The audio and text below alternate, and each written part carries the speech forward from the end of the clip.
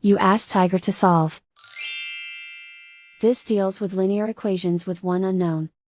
The final result is x equals 45. Let's solve it step by step. Simplify the expression. Find the greatest common factor of the numerator and denominator.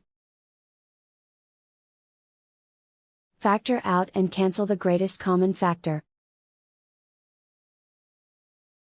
Swap sides. Isolate the x. Multiply both sides by 60. Group like terms. Multiply the coefficients. Simplify the fraction. Multiply the fractions. Simplify the arithmetic. And so the final result is x equals 45.